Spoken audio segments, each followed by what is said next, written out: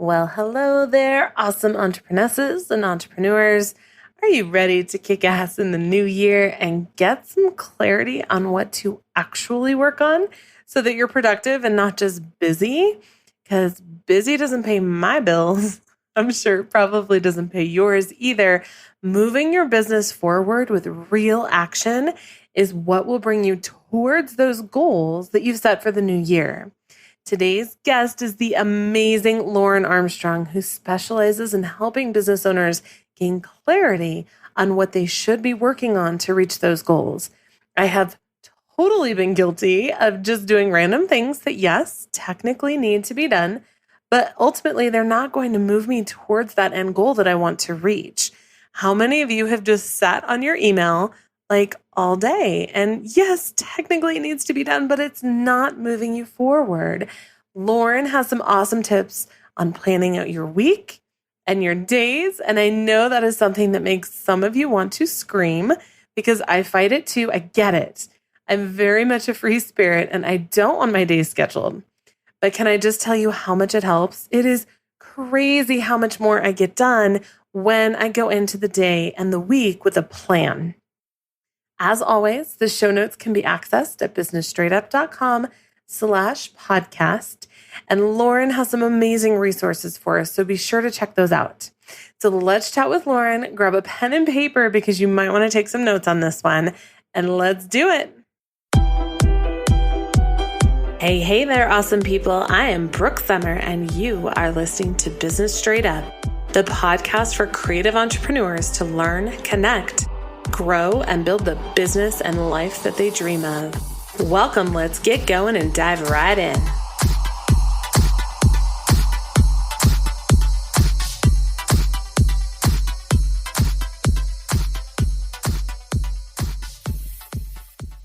Hello, amazing entrepreneurs and entrepreneuses. I am so excited for today's guest. This is someone that I have wanted to have on the podcast, and we have just missed each other over and over again because we both travel and we both kick ass in our businesses. And I'm so excited that we finally are connecting today. I want to welcome Miss Lauren Armstrong, who is basically a badass when it comes to scheduling and implementation and all the things that I used to be really, really bad at. So Lauren is with Creative Future Academy. Welcome, Lauren. Thank you so much for having me, Brooke. I am so excited to have you here. I actually asked in the Facebook group today, who here fights scheduling and routines? And I have like a ton of responses. Oh, no. Well, keep listening, people. Don't just skip to the next episode, okay? We got some good nuggets, I promise. Right. Oh, my gosh. I feel like, especially with creatives, we tend to be more free spirits. And like, I don't want to be held down by schedules or routines, but oh man, they can help so much when you're running a business. They're pretty much essential. Exactly. Yeah. And you don't have to go from 0 to 100 when you talk about scheduling. Like, I'm not telling you to schedule every moment of every day, but if you pick up like 1 or 2 tips and try and incorporate them, I think you'll see a huge difference. Yes, that is so huge. So before we kind of jump into that, tell me more about Lauren. Who are you? How did you get here? And what is your story?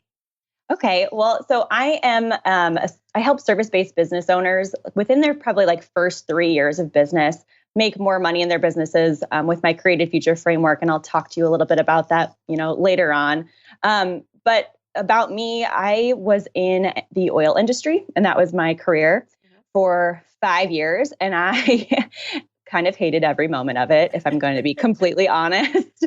So yeah, I was in the corporate world and just feeling really unfulfilled and having, ideas and wanting to like break free and do my own thing, but being really afraid that like I wasn't smart enough, I wasn't expert enough, I was too young, like all of the lovely negative self-doubts that we all tell ourselves whenever we try and do something really cool in the world. So yeah, I'm sure everyone who's done anything cool with their life can probably relate.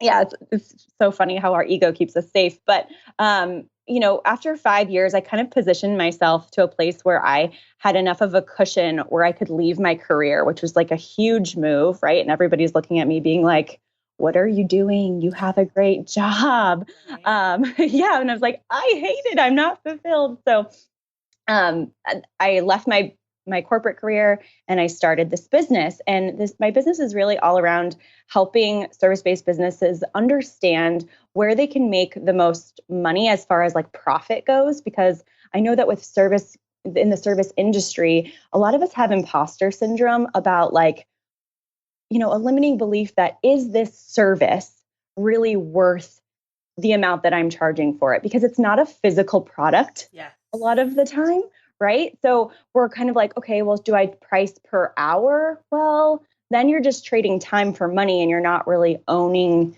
that business. So I really wanted to help entrepreneurs that were in that space of like, I want to help people, I want to change the world, and this is how I could do it. Really own that power, own their service, create a process, and sell that process. So that's very long story short of kind of what I do and how I got here and all of the things.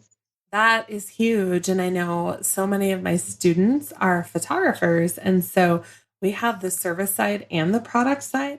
Right. But even when it comes to the product side, you're not just selling a piece of paper, you're selling the art and the expertise that it took to go into creating that.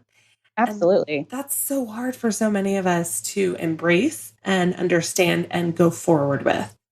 Right. And not only the expertise, but all of your time that it took to get that just right. All of the time that you invested before you even got to the photo shoot to learn all of the things that you learned, all of the time that it took you to edit the photographs after you took them, right? Like there's so much like love that goes into that, that you want to make sure that you account for that. Absolutely. And it's important for all business owners to realize that your expertise and your knowledge is worth paying for. And there's nothing wrong with asking a price for that. Yeah, totally agree. Definitely. So I absolutely love what you do because I am a course and book junkie. Mm-hmm. And implementation is not something that comes really naturally to me. Now, I have gotten better at it over the years, but I do really have to work at it. And I love to learn and soak up awesome information. Like I have a list of all the courses I've purchased and it would make you sick. I totally feel you. Oh my gosh. And some of them I haven't even done yet. And it's been years. You are not in the minority there. I would probably say that 80% of entrepreneurs are in the same boat. And what's so interesting is that like we tend to do business in our heads before we actually do business, right? We learn all of the stuff because, well, for me anyways, I went through this exact same situation. And for me, I'm a recovering perfectionist is what I call myself. And like, there is no such thing as perfection. And I have to remind myself every single day before I press publish, right? That there is something more I could have done, but 80% is better than 100% because 100% does not exist. Yes. So, and then Sorry. No, I was saying, it's like, that's the case. Like there's no such thing as 100% done or 100% perfect. It's so true. Sorry, I feel like I'm interrupting you, but I'm just like, preach. Yes. Preach. Yes. I love it. I did Jim Fortin's transformational coaching program this past year. And he says over and over again, and it took me forever to embrace this, 70% is perfect, 100% is failure. I love that. And that's really hard for recovering perfectionists to swallow. Mm-hmm. And it's usually those of us that are super high achieving. Like when you look at our backgrounds, like in school, we were the ones who got A's, like, right. I mean, I'm sure you could probably relate to this, Brooke, like, you're used to performing very well, like in all areas of your life. And so all of a sudden you're in this entrepreneurial space where you're not reporting to anyone. Like you are the boss. And so you kind of act as boss and employee when you first start out, and you're like demanding more of yourself to the point where it's like unrealistic. It's debilitating. It really, really is. So definitely. I definitely went through that. And kind of when I first started my business, I was all over the place every day. Like, working on different offers, and I wasn't really getting anything done, Yes. like towards the same goal. And I was doing the same thing you are, like just reading all of the books and taking all of the courses and opting into all of the freebies and getting on literally everybody's webinar. Yes.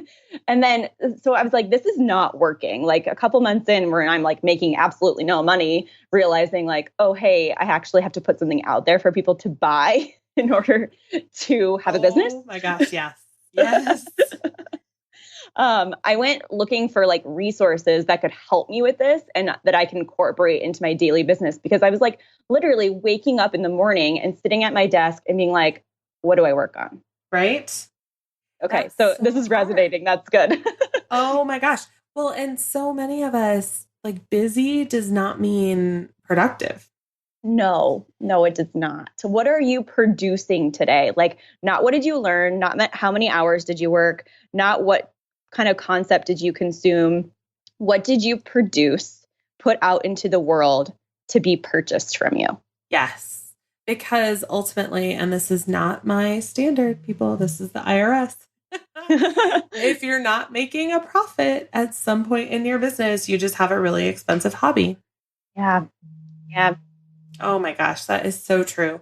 I want to know if you could share one thing that would be instrumental in helping someone actually implement what they learn. Like just a quickie. If someone's on right now and they're like, I only got 5 minutes, what is one thing that they could learn? It's so funny that you say one thing, because that's what I would tell as the piece of advice. Like, pick one thing. Yes. So, yeah, like it really, because if you are a service provider or like even a photographer, so I'm going to use photography as an example, if that's cool. Sure. So if you're a photographer and you do, restaurant photography, you do weddings, you do boudoir, you do like all of these different things. One, you're spreading yourself way too thin between all of those things, because it all takes, different expertise, different types of photos, and they're all different clients, right? Like the restaurant owner might also get boudoir photos and might plan a wedding in the same year, but like the likelihood of all of those things happening with that same client is very low, right? So if you like, unfortunately, this is like the whole niche down concept, but I want to like remove any stigma from that niche down concept, because I think that a lot of creatives especially really push back with that and say like, but I can do everything. 100% you probably can do everything, but you're spreading yourself so thin that your audience that you actually want to work with can't find you. Yes, absolutely. So, yeah, I would say definitely like pick one thing, niche down, find out what's most profitable for you, but not only that, what you actually like doing. Yes. Like, right? Like you're not gonna be like, oh, I make most money at this thing, but I absolutely dread every second of doing it. Like chances are like that's not gonna work long term. Right. So if you really get like aligned with this is what I want, this is how I feel when I'm doing this, and I want to focus on this one thing to completion, like really be known for it in your community. And anybody who comes to you that doesn't fit that one thing, create a referral system where you can refer them to somebody else and they will do the same for you. It's like the law of reciprocity. Absolutely. I actually just talked with one of my students about this. Just because you focus on one thing does not mean that you never, ever can do anything else. Oh, yes, exactly. It's not like you're like being like, I forbid any other clients from coming to me. No. Right? That's not the conversation. No, but it just means that you can then focus on who you're talking to and your message and your why, and really what's behind everything that you do now has clarity. Exactly. And it also makes it really clear, like the rest of it all becomes clear, right? Like which social channels are you going to post on? Well, if you're focusing on one specific type and that specific type of person hangs out on Instagram, then Instagram is your medium, not LinkedIn, right? Like definitely. It creates a very clear picture of where you should focus your energy, especially if you're in the service-based industry, like you're busy providing the service to your clients. Like you don't have a lot of time to play with those all of those different platforms. Absolutely. And I focus on boudoir. That is 99% of what I do, but my clients come to me for weddings and family stuff. You'll never see me market for it. Right. But sure, if someone I love says, hey, we do my family pictures. Yeah, definitely. For sure. You're just not going to see it all over social media and stuff. Yeah. Because it's just not my love and my thing. But we can absolutely make choices, and those choices will often provide so much clarity. Yes, absolutely. And then there's these other resources that I found that could really help me with this. Once I made that decision, right? Like I'm going to work with service-based business owners within their first 3 years of business because these are the problems that I see coming up for those service-based business owners. And then I was like, okay, how do I create a more effective day or schedule? And for those of you who are like anti-planning people, like don't put on your earmuffs just yet. So I found a couple of things that are super helpful for me. And so one, is it okay if I go into this now, Brooke? Are you cool with it? Okay. Yeah. So one is like the perfect day formula. It's by Craig Valentine. It's a book, and it's basically talking about like if you set up your day for success, like what does that look like? If you had the absolute perfect day and you could wake up and you could accomplish all of the things that really mean something to you in your day, would it be on your calendar? And so for a lot of people, unfortunately, and for me when I first read this book, the answer was no. Like I wasn't making time for the things that really mattered to me. Um, so I'll give like a really kind of lame example, but if I would always say that I wanted to learn French, but like that was never on my calendar. And do I really want to learn French? Like not really, or I'd put it on my calendar, right? Yes. Like we all have these little things like, oh, it'd be really cool to do that, but you don't care enough to like actually make the time to do it. Yes. But your business is something that you do care about, I'm assuming, right? Like that you want to make time to do. Yeah. So most of you are on the other end of the spectrum where you've made all of the time on your calendar for this business of yours, for this baby. But like, what about your family? Like, are they on your calendar? Yes. Like, do you have a start time and a stop time? Because Parkinson's law states that work expands to the amount of time that you give it to complete. Yes. So basically what that means, if you give yourself 6 hours to do something, it's going to take you 6 hours. If you give yourself 2 hours to do something, it's going to take you 2 hours. Like, isn't that mind blowing? Yes. like, so give yourself 6 hours to edit photos or give yourself 2 and see how much more productive you are. Yep. Absolutely. I learned that the hard way. Yeah. You're like, ooh, this is pretty. Like, keep working. And I'm like under a deadline and I'm like, oh, shoot. Well, there goes 2 hours. Mm-hmm. Exactly. Oh my gosh. It's so true. I've never read that book. I'm curious though, because I have my book club tonight. Oh, okay. So we might have to explore that book because it sounds amazing. And I've always heard, and I don't know where it's from, I don't know who said it, that your time and your money will follow where your heart is. Yes. But more than that, it will follow where your focus is. Mm-hmm. Yes. And you have to really consider, like, what is your focus? What is super important to you that you would drop everything if you got a phone call right now? Yeah, exactly.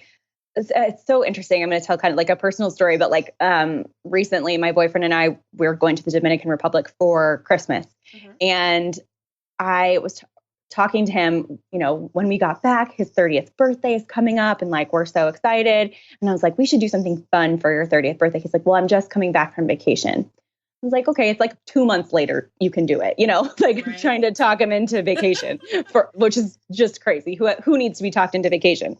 And so, oh, really? Yeah. Yes. Okay. So this is the line that I used on him, and like, you guys be free to steal it. I was like, I have my pen ready. Yeah. I was like, if your mom was in the hospital and you wanted to go and be there with her, would you take the vacation? Absolutely. Hands down. No question. Yes. Because it's important to you and you want to be there for your family. So why isn't prioritizing like yourself and fun and life as important as when something bad happens? Right. So anyways, that's kind of like a side thing, but do the fun stuff and put it on your calendar. It's so true. Oh gosh, it's so true. I feel like I could go on and on with this all day. You only get one life, right? Exactly. You only get one chance on this earth. Why are we going to waste it on all of the things that we should do instead of the things that we want to do? Yeah. Stop shooting all over yourself. Oh Is my what I say. gosh. Yes. Jim says that to me a lot. Really? I love that. Ah, Um, so, yes.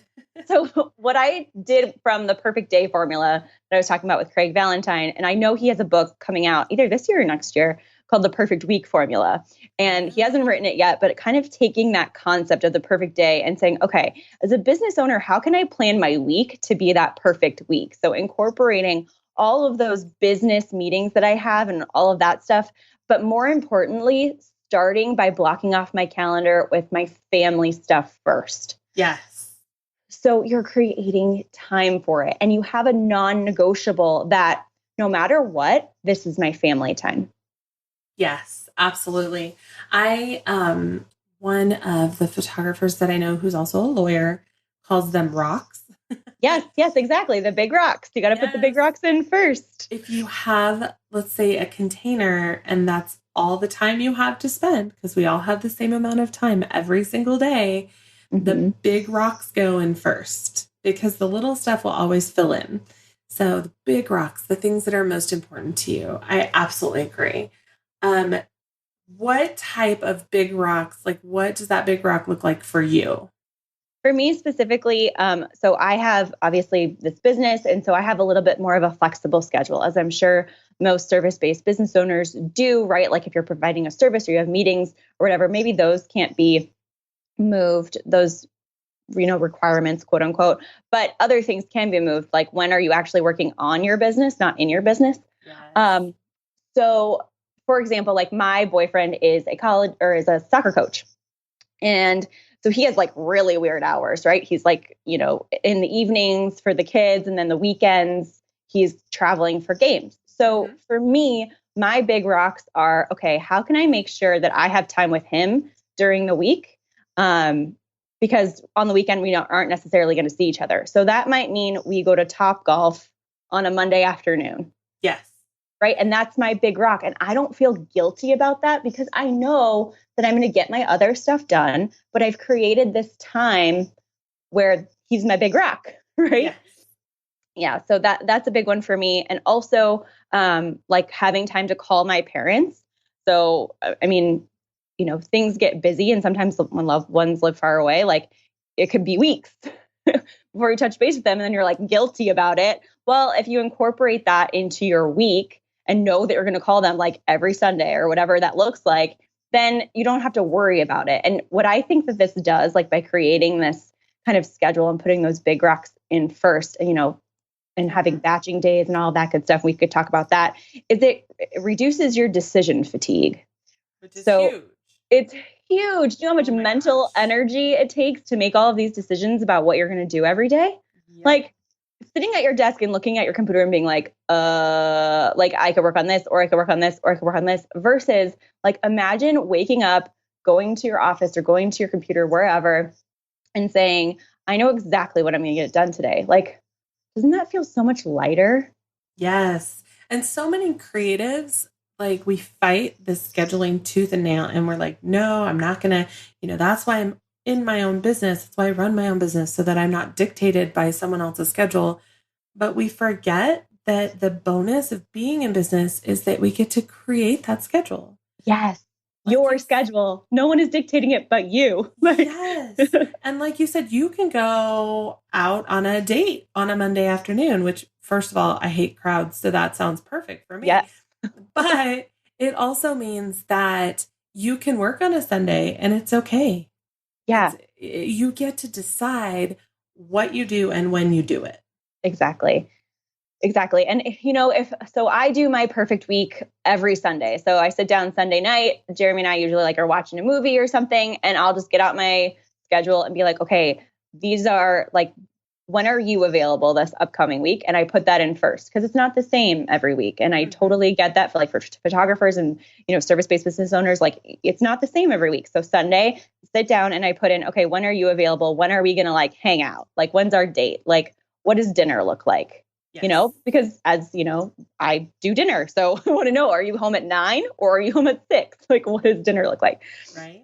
And then I go through and I say, okay, when are all of my meetings? So if you guys are taking notes or want to, dive into planning, just try it for like a week and actually stick to it, right? So then if you say, okay, when are all my meetings? And then you can plug your meetings in. And then you say, when are all my, like, if you're a photographer, when are all my shoots or when are all my services like going to be performed? Okay, plug those in. And then look at how much time you have left. Yes. Because if you give yourself start and stop times to all of those things, then it becomes like abundantly clear, like, oh, I have a lot of time. Yes. I actually might get some hate mail for this, but when we go to church on Sundays, my son is very involved in youth group, and we actually sit in the coffee shop of the church instead of in the sanctuary. And that's when I do my plan for the week. I love that. Hey, you're getting God, like, going through you to your planning paper. I love it. Right. And I used to fight working on Sundays. I'm like, no, Sundays, we're not, I never, ever, ever want to work on Sundays. Never. And I realized just recently, like in the past couple months, why am I fighting that so much? If I can take a Tuesday to be with my kids, what difference does it make if I work on Sunday? Exactly. It's such a mindset shift, which is so funny. And most things are, right? It's all about the way that you perceive things. Yes. And part of that too is I really wanted my husband to be involved in planning that. Yeah. And he wants no part of that, Yeah. which created quite the tiff for quite a while. And finally, I just accepted, like, this is my planning. It helps my own sanity, regardless of whether he does it or not. Right. Exactly. And then when you do that, as far as like family and business, if you've done it on Sunday and you wake up on, Monday and you come into the office, like in the office or to your computer or whatever, and you're like, I know that I'm going to edit photos from the shoot this weekend for 1 hour. Yep. From 9 to 10. Great. You know exactly what you're going to do. You don't have to think about it for more than 0.5 seconds, right? Yes. You have it all listed out for you. And then something else I want to just say, if you're not into the whole, like, let's plan the whole week thing, and I know that there's a lot of resistance about this. So what if you try, so speaking to those naysayers of you out there, what if you try, like, have you ever heard of like themed days? Yes. Okay. So I loved theme days, and I do my theme days within my perfect week, which is like ultra scheduling. So you don't have to do that if you're anti, but so theme days are basically picking out, all right, on this day. So for me, I have Financial Fridays, which means that I don't look at any of the finances in my business until Friday. Like I'm like, oh, I should check that, or oh, I shouldn't check that. So any invoices that need to go out, any like checking up on reoccurring subscriptions, whatever that looks like, that all happens on Friday. So I pick one day and one thing that I like kind of dread a little bit, to be honest. Like, yeah. I'm like, oh, I really don't want to do that. And I give myself like 2 to 3 hours and I say, okay, I'm going to work on just this for this block of time on Fridays, every single Friday, so that it gets done. I don't have to worry about it. It's not like a monkey on my back. And I get to release that like nervous energy that I would have had about it if I wasn't doing it. Yes. I feel like there's this huge push right now for the Marie Kondo stuff. Yeah. Oh no, I'm not into that. Yeah. No, but I think that we do the same thing in our brains. Yes. Because like for you, Financial Friday, yes, it does take up time on Friday, but how much more free are you Monday through Thursday? Exactly. I don't have to think about it. Yes. That is huge. And that mental clutter, that brain power that's being spent on things that don't deserve it 24/7. Ooh, that's good, Brooke. I love that. Because if you weren't doing Financial Friday, you would probably be thinking about it constantly. Like, ooh, I have to do that. Ooh, I have to do that. Ooh, I have to do that. And how much brain power are we spending on this crap that doesn't deserve it? Totally. I totally agree. Yep. Oh, I love it. Preach. Right? Speaking the same language. I feel like I need a big hat in church. Like, preach. Yeah. Preach. Get on their soapbox. Oh my gosh. Or your Costco box. I know, right? So what is the process that you would use to walk someone through planning their week and actually implementing the things that they've learned? So we talked about theme days. What are some other like tips and tricks and strategies? Yeah. So, we talked about the perfect week formula. perfect day and then perfect week, we talked about, start and stop time. So creating that, boundary around when you're going to start something and when you're going to stop them. And that doesn't mean like mindlessly scrolling, starting and stopping. It's like active work. Like you're going in to do something and you're getting out. Yes. Then we're talking about producing versus consuming. So getting something out there into the universe to be purchased and be paid for it versus learning and doing business in your head. I think that, one of the big kind of things is batching work. And so I know you probably talked about this before on your podcast. Oh, God. Like crazy. But yeah, like just really like saying, okay, if you're going to do a lot of the same tasks, can you do them all within the same period of time?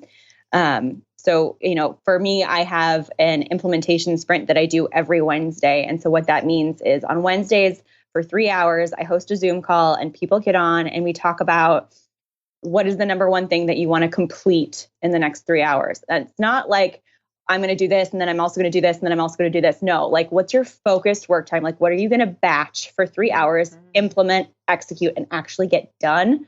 And you're going to feel like you had the most freaking productive week ever because you're doing something and finishing it. You're not half doing a whole bunch of different stuff.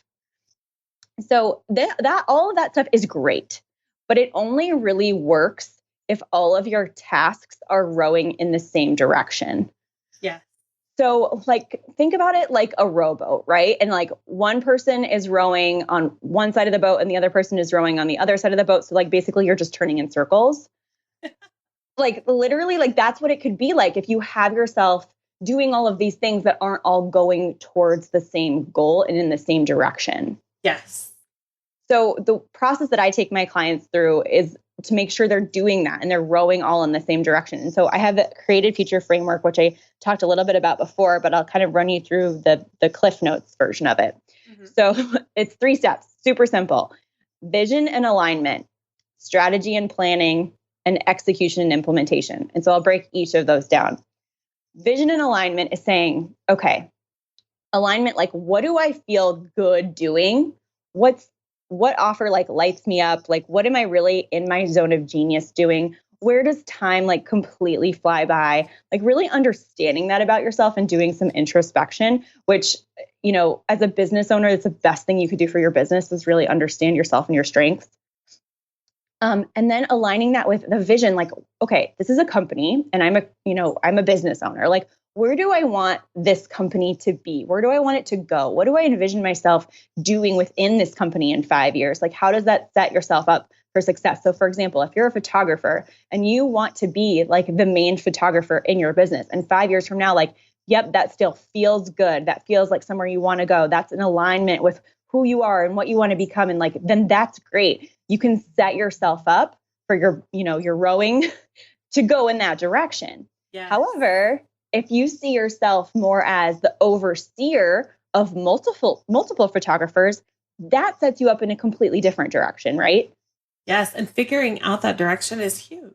It's so huge because I know that you're saying, well, right now I'm just, you might be just starting, or you're like, you're really profitable right now, maybe, and it's working for you at the moment. But long term, like if you don't know where that is that you want to go, you don't know what's in alignment with you, you don't know the vision for your business, you're not going to make decisions that get you there. You're going to make decisions that are for the right now business, not for the end in business.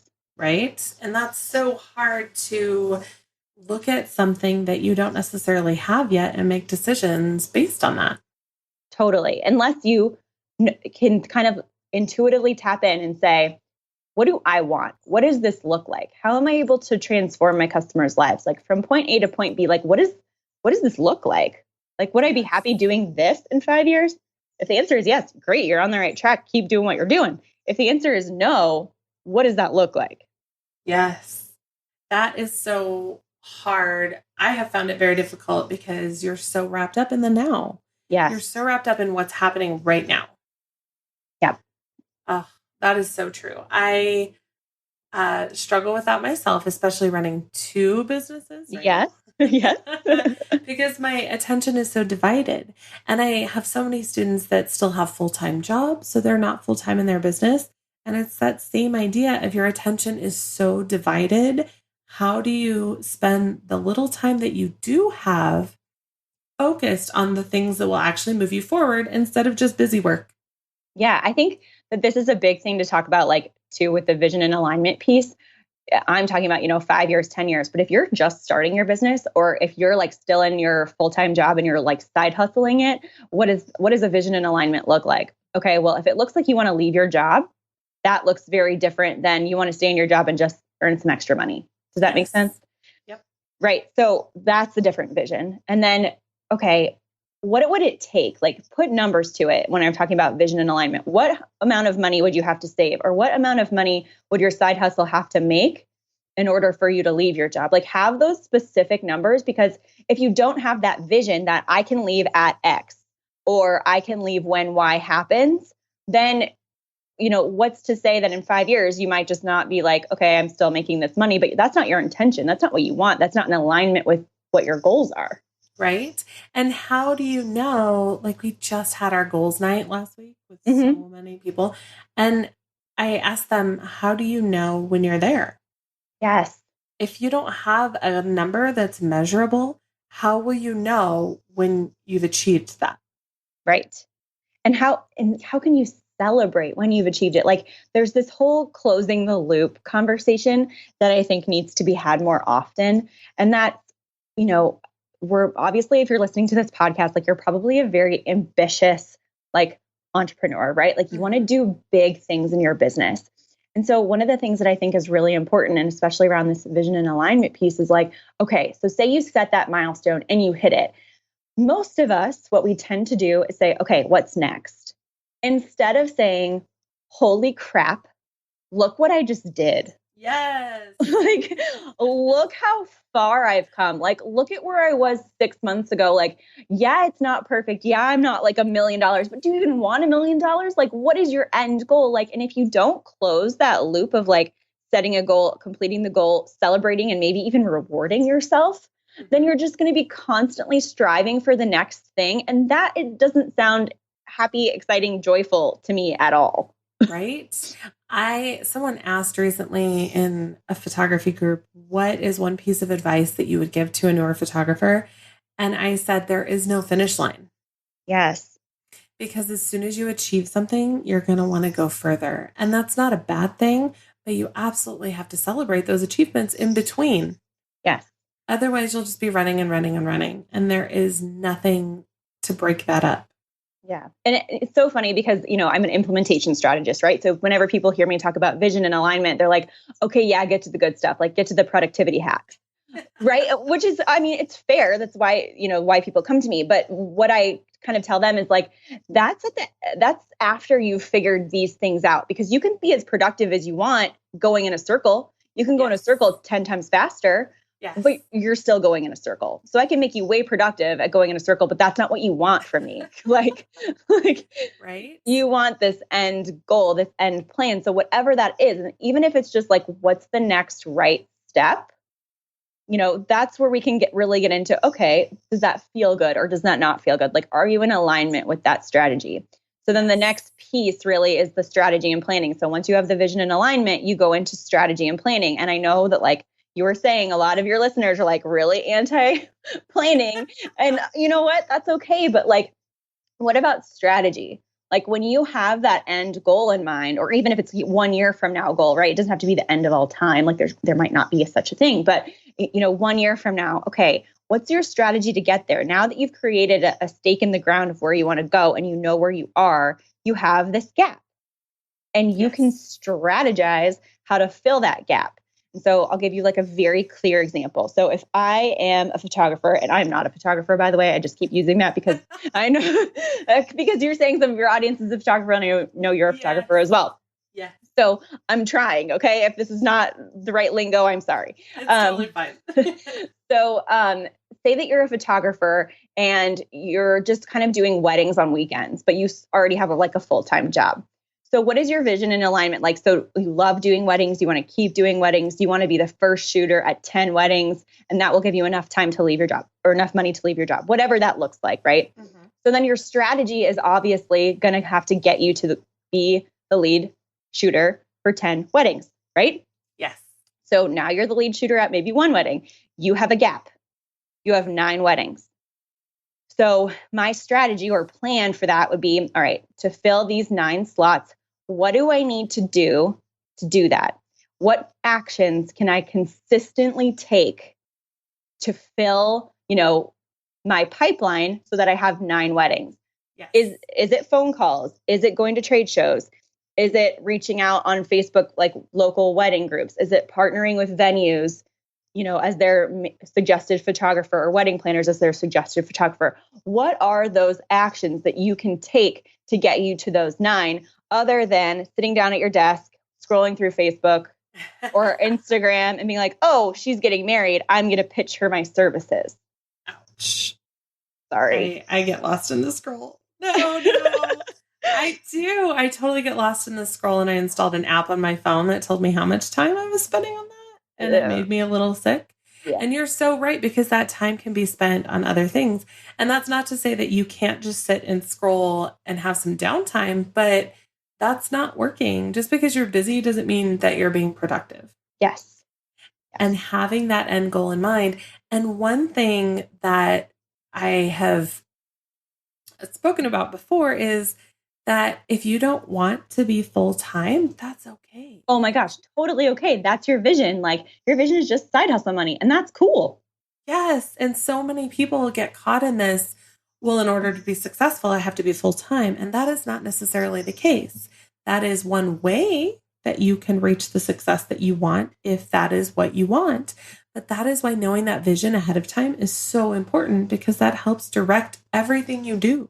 Exactly. And it's so funny, like when you talk about, like, if you want to be successful, like, if I could say anything to people who have this, like, should, right? Like, I should do this because then I'm successful. Like, what does success mean to you? And that's really in that vision and alignment piece. Like, when you're like successful, what is that? How does that feel? What are you doing? How many, appointments do you have a week? How many, clients come to you for certain things? Like, you really want to define what your own success is. Absolutely. I could not agree more. I know I wanted to go full-time, but like, what does full-time mean? Does full-time making no money? Is that successful? Right. Yeah. And it's full-time for you 40 hours a week, 60 hours a week, 80 hours a week, 20 hours a week. Like, right? Could you do your business in 20 hours a week? Yes. Yeah. People are shocked when I say that I run a 6-figure business and I work with clients twice a week. Yeah. Like, amazing. That's the dream. I mean, for you, which is amazing. It's what I wanted when I had my daughter. Now, before I had my daughter, though, 4 years ago, that was very different. I was working 40 to 60 to 80 hours a week because I could. My son was in school all day. Right. And so that's another kind of instance of that vision can change. Yes. That vision doesn't have to be the end all be all. Like, when you get there, celebrate it and say, okay, now that I've done this, awesome, go me. And changing your vision is not a failure. No, oh, totally not. It's a realignment. And that's why I put vision and alignment together, because a lot of people just talk about like the vision. And I'm like, okay, but is it in line with who you are, what you want, where you want to go, your family? Like, it needs to be aligned. And just because you put a stake in the ground doesn't mean the stake can't be moved. Absolutely. Or burned to the damn ground. Yes, I love that. Love it. That was a little harsh, but no. It's true though. If you decide that this business is not for you anymore, then you can change it. There is no law that says that you have to stick with it. And that's the beauty of having your own business. Yeah, exactly. So then we talked about a little bit about like the strategy and planning, right? So that photographer that has one client, she wants 10, so she's got a gap of 9. What are those strategies that she can kind of use? And then to pick one strategy, and this is where it comes from, the execution and implementation point. So the Creative Future Framework is, vision and alignment, strategy and planning, and then execution and implementation. And this is like really where the secret sauce is, because you can think about a million ways to get those 9 clients. What are you going to do to get those 9 clients? How are you going to start today? Like, yeah, it is. But at the same time, like, isn't that the point? Yes. Like, And your It first is. strategy might not be the best strategy and it might not even work. But you know what? Like that's scientific evidence. It's proof. Just think of yourself as like an experimenter. Like, okay, that one didn't work. On to the next one. Yes. And that is, again, the beauty of being a business owner is that you can do that.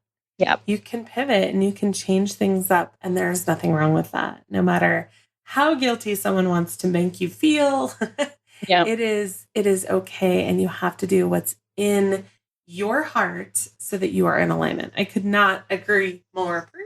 Preach. Yay. Okay. So then I'm kind of like known for, the implementation and the strategy and the, productivity, right? It's kind of what people are like, okay, give me all the tips. So now that you've listened to my soapbox, I can give you tips if you want. Yes, definitely. What are some of your favorite tools that someone might be able to use to organize their week, take the steps they need, implement things, all that good stuff? Yeah. So in order to plan your week, it depends on if you're tactile or you can like do it on your phone. Mm-hmm. So I know that there's a big combination of folks out there, but so I created a perfect week planner and literally it's just like boxes that is like, it's not fancy at all, but I use it every Sunday and I fill it in because I like to write things out. I have like color coordinated schedules. So like I like pink to be for like fun stuff and purple to be meetings, like I'm a weirdo like that. So if you I love color coordination. Yes. I'm right there with you. It's like kind of embarrassing. Like I think in color. So that's what I use as like a tactile, like just a grid that I fill out with the times and all of that stuff. And I do it with Jer on Sundays, like I was talking about. If you're more of an on the computer person for planning out your week, I also use, I don't love it, but some of my clients do. Not that I don't love the tool. I don't love doing it this way because I'm a tactile person, but we use Monday.com, my clients and I together. And it's absolutely amazing. And you can color coordinate that too, which I really like about the tool. But we do that for weekly planning. So we'll say, okay, what does your morning routine look like? What do you want to make sure you get in? Is that exercise? Is that, prayer time, journaling, like yoga? Like what is that morning ritual of yours? And how can we put that in Monday so you can cross that off on the computer every single day? So those are for planning. For weekly planning. Mm-hmm. As far as tools go for execution and implementation. So online, or if you're on your phone, I don't know if this is an Android application as well, but on the iPhone, there's an app called Commit3. And I highly recommend it or Commit 2-3, because you can go in every single day and just put 3 tasks down that you are going to accomplish that day, and you get to check them off, and it does a fun little buzzy sound when you're done with it, and it stamps it with done. And I know this might seem like really trivial or whatever, but when you make a to-do list that's 72 pages long, like you're not going to get it all done. Like, I don't know what you're talking about. I've never done that before in my life. You're just not. So like, if you know your vision, if you know the strategy that it's going to take to get those nine clients, and then you have an execution plan and you know that you need to call, for example, like let's say sales calls are your mechanism to get those clients, you need to call 5 clients a day. If on Commit 3, you write call 5 clients, the next thing is, provide some sort of service. And then the next thing is whatever. That ensures that whatever you're working towards, that thing is done that day, because you're like constantly being like, oh, I got to check off that thing on my app, right? I need the reward. So no matter if you're doing like it on paper or in an app or whatever, I would say like pick 3 things that come hell or high water, you are going to complete that day because it gets you closer to your vision. Absolutely. My planner actually has a spot for that, top 3. Love it. Which I love. And I have used Monday.com. I actually use Asana with my team. Mm-hmm. And this is like the cheesiest, stupidest thing, but when you check things off, it will randomly give you like this little unicorn that shoots across your screen. Yep. And I love it. And I don't care like how silly that is, but it just makes me happy and it makes me smile. And so it is definitely an incentive. It's like gamifying things, turning it into a game. Exactly. And it's so interesting because when we do have that list that's, 72 pages long, like you can go through that list and circle the ones that actually will make a difference in your business. Yes. And you know what? I'm totally cool if one of those three things is hanging out with your kids or like cooking dinner. Like your business and your life, or if you're a service-based business owner, is usually pretty integrated. So like, I want you to have a life. Well, of course. Yeah, for sure. And so many of us tend to get lost in the busy tasks, like responding to email, because email like kills our day. I actually did an episode about that. Get off your email. Yeah. So did you guys talk about Boomerang in that episode? We talked about a few different tools, not Boomerang specifically, but I actually talked about how I only check my email once a day. And people are like, how do you not respond to clients like within 30 minutes of that? And like, my clients know that my life does not revolve around them and they're okay with that. Yeah, no, I think that's perfect. Like that's such a good example of stuff you can put in your weekly plan. Like, okay, between the hours of 3 and 4 every single day for this week, I'm going to check my email and just see how that feels. Yes. And there's a plugin for Gmail. That's the one I was talking about, called Boomerang, where you can literally press the little button and make sure that no emails come through until you press it again, and then they all pop up. Yes. I didn't know that. I use Boomerang to schedule stuff. Oh, really? Yeah, no, Boomerang will let you pause your emails. Well, now I'm like going to go into Gmail and figure that thing out. Yeah. That sounds amazing. Doesn't it? So it's like you're not even tempted at that point because you can't see them. Yes. Well, and my email became something that was open on my computer all the time. Mm-hmm. And I'm really good with my phone. Like I don't have notifications on and all that good stuff. But on my computer, I did, which meant that I was spending literally hours checking email every day. No. Unnecessarily. Yeah. Oh, yeah. So I stopped. And now, I mean, I'm terrible with Facebook messages, so I have to get something in place for that. But my emails, I check once a day, and that's it. Yeah, that's something, again, if you schedule it in and you know it's going to get done, it doesn't have to get done right now. Right. You can completely eliminate that, like the clutter from your mind thing that you were talking about earlier, which is so good. I loved that.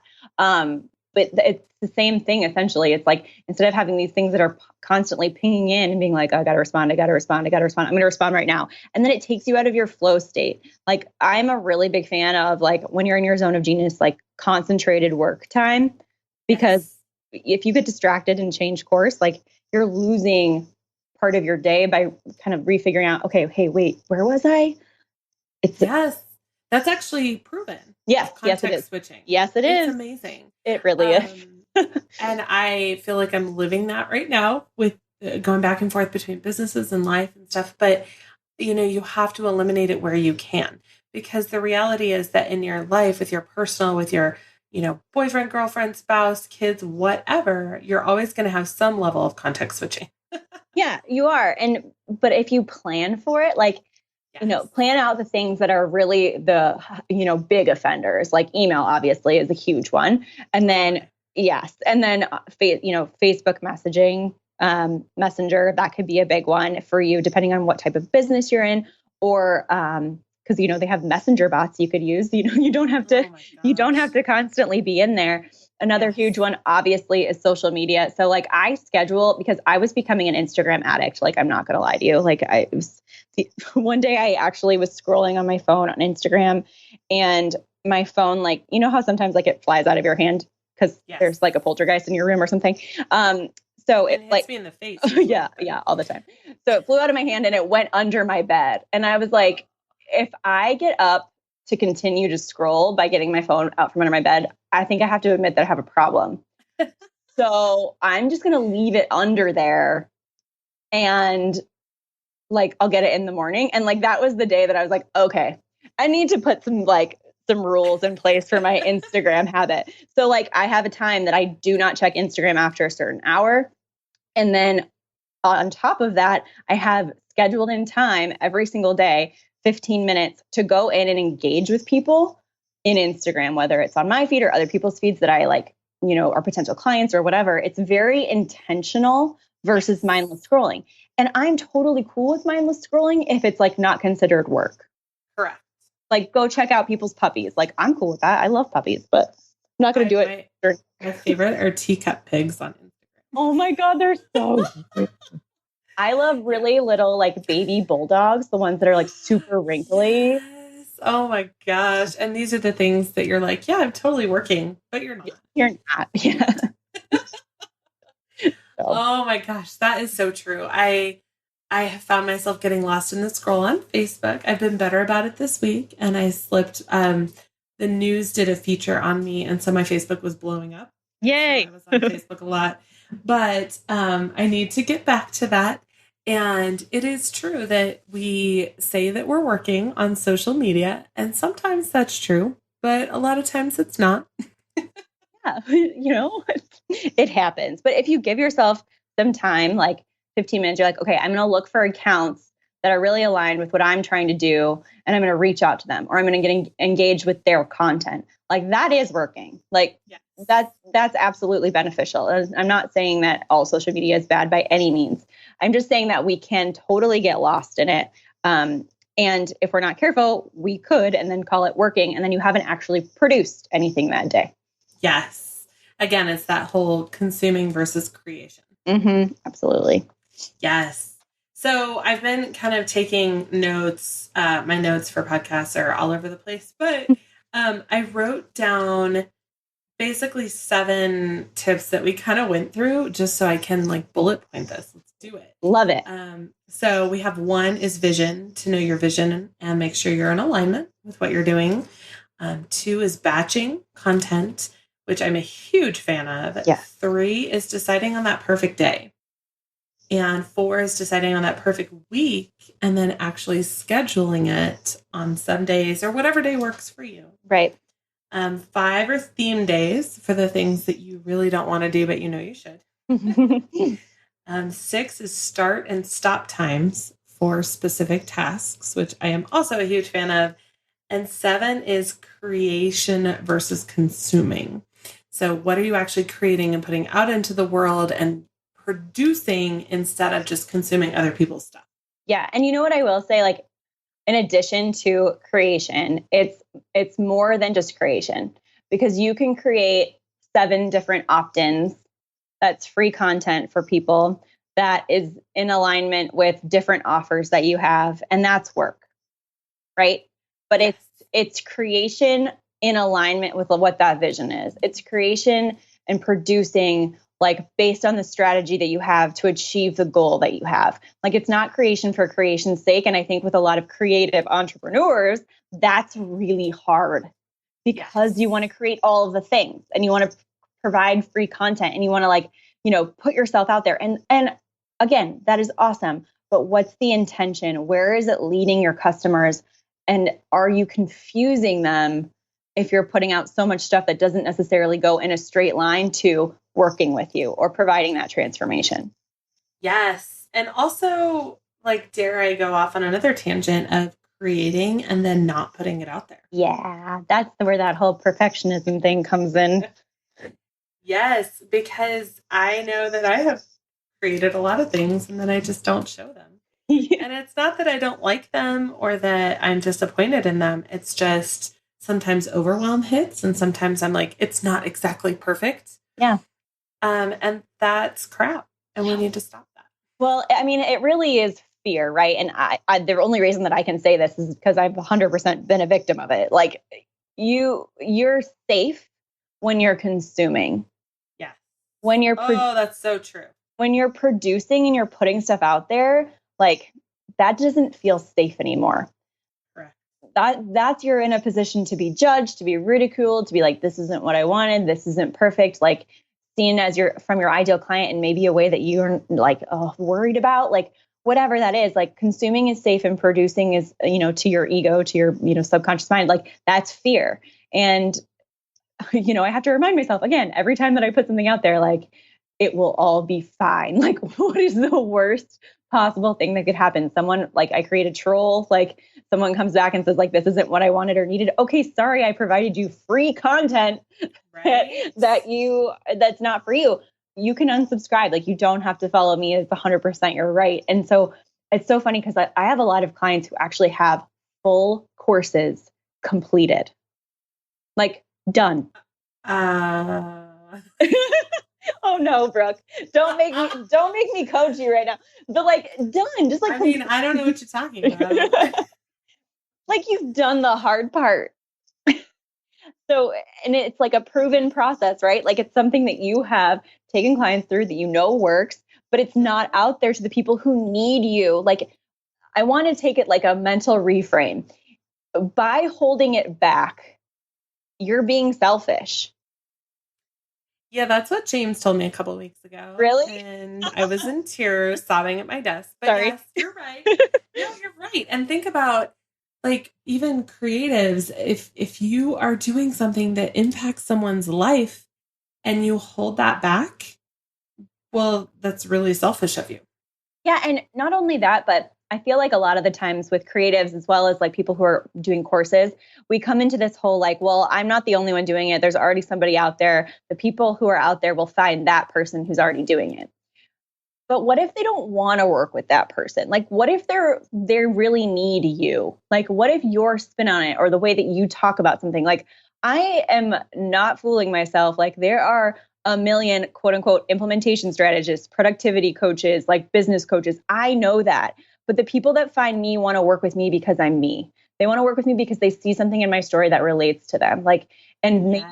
there's no one else out there that they relate with yet. And if I'm not out there, who are they going to? Like what are they receiving as a transformation? I just think that like it's so important. And again, I'm not saying this because I have it down pat. Like definitely, everybody struggles with this because again, services are so like can be such a mental like trip up. Like I'm not providing an actual product. So yes. Like what is the value here? Everyone else can do it. Everyone else can provide that service. But no, your target audience, your client is looking for you. Yes. Oh my gosh, so true. I told my husband this the other day, like there are a million wedding photographers, but let's be real, someone's not looking at necessarily the product that you create, but they're looking for you specifically. I think that's a huge one because that you're at their wedding. Yes. Like, oh my gosh. Who do you want at your wedding? Do you want like someone who creates a really great like product, like finished photograph? And you might create really finished photographs, but that person is like, a log in the corner and like has no personality and like just like wants to be, seen and not heard and all of those things? Or do you want someone who's like going to be into the shots that are cheersing at the bar, like, yes. And like in the middle of it and like dancing around with your guests and taking photos? Like, you want a very specific person to be at the most important day of your life. Yep. And everyone's different. Yep. And some people want the more extroverted and some people want the fly on the wall. And everyone has something different to offer and no one can duplicate anyone else perfectly. Exactly. And both of those people create beautiful finished products, a photograph. Yes. And that's why like people disagree with this and that's cool, but there really is no competition. Yeah. You are here to serve your people and your tribe, and other people will have a different tribe, and that's okay. It's a good thing. Yeah, I totally agree. Oh my gosh. I absolutely love that. I seriously have so many notes. Oh, good. In all my colored pens. Yes. Soul sisters. Oh my gosh. Yes. Thank you so much for being here. I feel like there's so many things that someone can take away from this. And I love the tip that you gave at the beginning. And I'm just going to repeat it real quick for anyone who maybe skipped to the end. Choose one thing that will move you forward towards your vision and your alignment, and the things that you are aligned with. Because the things that we tend to fill our days with are not necessarily things that are going to help us in the long run. So choose one. I love, love, love that tip. It is so valuable, and I so appreciate having you here today. Where can people find out more about you, your Implementation Wednesdays, your week outline, pretty boxes that you have? Where can someone find all that information? Yeah, so a couple of places. So the company's called Created Future Academy. So we're at createdfutureacademy.com. We have a Facebook page and on Instagram, all the same Creative Future Academy. I also have a Facebook group called Clarity Creation for Business Owners that you feel free to join. It's just really around like if you're stuck somewhere or you want clarity around, something that's going on in your business, we will absolutely help you out there. And then a couple of things. The implementation sprints are every Wednesday. They're 3 hours long. They're completely free. You don't even have to register. It's a Zoom link that's in my bio on Instagram and on Facebook and basically everywhere you can find me. So if you want to join us and do some stuff that you don't necessarily love, feel free to join us. Something that's producing, please.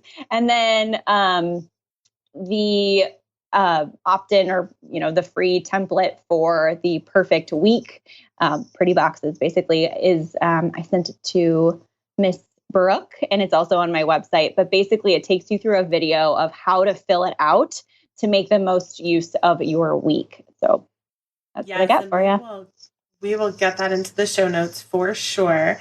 Thank you so much for being here. Oh my gosh. Thank you. This was fun. I know, right? Everyone's nervous to do podcast stuff. And I'm like, no, it's really fun. It's just a conversation. Yeah. And I feel like we originally met in Laguna Beach, California. We did. At a conference. And you feel, or maybe it's just me, maybe I'm a weirdo. That's cool. I embrace it.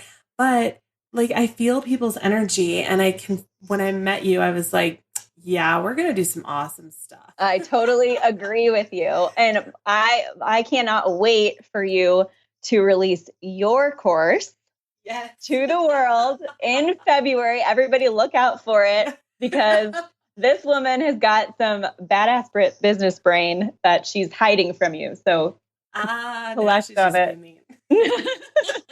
Calling me out. I know. Yes, we will get that released. It is coming. It is exciting. And I can't wait to see what you do in the world and like changing lives and moving those businesses forward, because there are so many entrepreneurs and business owners that just get stuck in overwhelm. And you have such a gift for changing that. Thank you so much. So thank you, Lauren, for being here today. And as always, the show notes will be available at businessstraightup.com/podcast. And if you love this episode, and I'm sure you did, and you probably have a ton of notes like I do, if you can go to iTunes and leave a review, that would be amazing. That is what helps us get into the lives of other business owners, helping other people. And it also helps bring amazing guests on like Lauren. So go to iTunes, leave a review, and check out the show notes. And we will talk soon. Have an amazing rest of your day.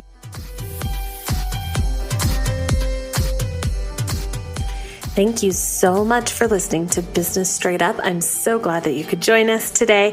Check out the show notes for this and all of the episodes at businessstraightuppodcast.com. And I can't wait to talk with you again. Have a great day.